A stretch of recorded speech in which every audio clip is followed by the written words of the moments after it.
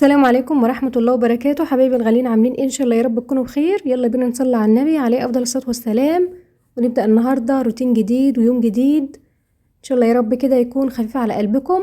اول حاجة بدأتها هنا قلت اروق البيت، لان دي بتبقى الواجهة عامة، فاول حاجة لازم البيت يتروق، وبعد كده بقى المطبخ يعتبر بياخد بقية اليوم. اي بقى حاجة تانية بعد كده مش مشكلة تاخد بقية وقتي، بقية اليوم مش مشكلة، المهم البيت اول حاجة يكون متروق. فطبعا كالعادة محمود ابن اخويا ربنا يبارك ويخلي ولادكم ويحفظه يا رب. يعني دايما تلاقيه منورني كده في الروتينات زي كده، لان في العادي بتكون مثلا امه مش موجودة فبيبقى معايا انا. وان شاء الله باذن الله نبقى نعمل مع بعض تنظيفات رمضان وتجهيزات لرمضان ان شاء الله تعجبكم، وروتينات وحاجات حلوة كتير. اتمنى ان كل اللي مشتركش معايا في القناة ياريت تشتركوا معايا في القناة وتضغطوا على الكل عشان يوصل لكم كل الاشعارات الجديدة اول باول. طبعا انا في اليوم ده ما مسحتش، لان كان قبلها انا كنت كنسة ومسحة. فمش كل يوم بنمسح عامة يعني بالاكتر في الشتاء مش كل يوم لازم نمسح البيت. طبعا زي ما قلت لكم كتير احنا ارياف بقى وكده، فدايما البيت بيتطرب مهما روقنا ومهما عملنا، لازم بيتطرب. اما ان احنا نروق كل يوم ونشيل فرش البيت ده اساسي كل يوم. طبعا زي ما قلت قبل كده لو شقة محكومة في دور علوي عننا، بما اننا احنا كمان علو مش ارض خالص، بس بتكون محكومة عن كده، مش بتضطر ان انت تشيلي فرش البيت كل يوم، لكن احنا بالنسبة لنا لازم يوميا. يعني اطفال بقى في البيت وكده فطبيعي ان ده يحصل. وزي ما انتم شايفين كده الفرندا مفتوحة من كل الجهات، فاي بقى العربيات واي حاجة معدية ده كله بيجيب الترابة على البيت الناحية دي. شايفين الترابة عاملة ازاي؟ فظيعة الصراحة. فطبعا انا نفضتها اكتر من كده كمان، فعشان كده بقول لكم لازم يوميا نشيل الفرش وننفض ونمسح ونكنس بقى وكل حاجة. وزي ما بقول لكم في الشتاء مش لازم نمسح كل يوم، لان انتوا عارفين الشتاء اصلا يعني رطب وكده، فبعكس الصيف حر وتراب اكتر ودنيا تانية خالص. فلازم يوميا تخلي البيت فريش كده، واللي انت تمسحي وتروقي تشغلي المراوح تظبطي الدنيا، يعني حاجات كتير بعكس بقى الشتاء. وعلى فكرة اليومين كمان دول يعتبر الجو بدأ يدفي، يعني خلاص على شهر 3 كده هيبدأ الصيف عامة، هتبدأ بدايات الصيف. فإن شاء الله ربنا يجعل أيامنا كلها خير، ويجعل لنا رمضان بإذن الله لا فائدين ولا مفقودين، اللهم أمين. دلوقتي أنا بعد ما كنست وخلصت بفرش أهو، عشان هدخل على المطبخ نشوف هنعمل مع بعض ايه. انا هنا بكنس ليه بالمقشة تاني، عشان بعد ما دخلت الفرش ممكن بقى عفشة اي حاجة برا مكان ما دخلت الفرش وكده ممكن يكون في اي ترابة خفيفة حاجة، فقلت اما اشدها بالمقشة وبعدين اكمل فرش البيت. هو عامة هو الأوضتين دول بس والفرندا، والأوضة التانية اللي هي بتاعة الضيوف دي مقفولة، مش يعني اللي هي مش بتتروق كل يوم، تقريبا كل أسبوع مرة على بيشيل الفرش بتاعه يتنفض، حاجة عايزة تتغسل كنس بقى ومسيح ومن كله.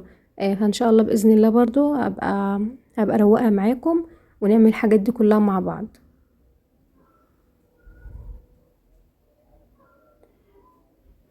طبعا الأوضة دي كان نظامها مختلف خالص، ما كانتش كده، بس عشان الغاز بقى دخلوا عندنا الغاز عامة، يعني في أماكن كتير حوالينا من ضمن الحاجات اللي هي يعني من الحكومة عاملاها. احنا طبعا بنستخدم الأنبوبة، مفيش غاز. دلوقتي دخل الغاز عند الناس كلها في المنطقة بتاعتنا وفي كذا منطقة كمان، بس أنا بكلمكم عامة يعني عننا. فطبعا خبطوا بقى في الحيطان، اللي هو يعني فحتوا في الحيطان، وصلوا مواسير، فحصل حاجات كتير، فبالتالي شكل الأوضة اتغير خالص بعكس الأول. فلما يدخلوا بقى ان شاء الله الغاز، يعني هو كل حاجة مواسير وكل حاجة دخلت، لكن عداد بقى وغاز رسمي بقى وتوصل بوتاجاز وكده ده اللي لسه. فبيقولوا في اي وقت هنيجي نعمل ده، اي وقت امتى ما نعرفش ولا هم حتى يعرفوا، يعني هم وقت ما يجيلهم تعليمات انزلوا اعملوا كذا بينزلوا، غير كده خلاص. فهم نفسهم بتوع الغاز مش عارفين هيجوا امتى، لانهم كل كام يوم بيجوا مثلا يعملوا حاجة غير اللي عملوها قبل كده، فبيتسلوا يعني، اللي هو مش كله اتعمل مرة واحدة، اتعمل على فترات. اخر حاجة بقى ان هم يجيبوا العداد ويوصلوا ايه بالبوتاجاز فان شاء الله باذن الله هيبقى فيه بوتاجاز جديد، عشان الغاز لازم بوتاجاز، يا اما بوتاجاز اللي هو السطحي.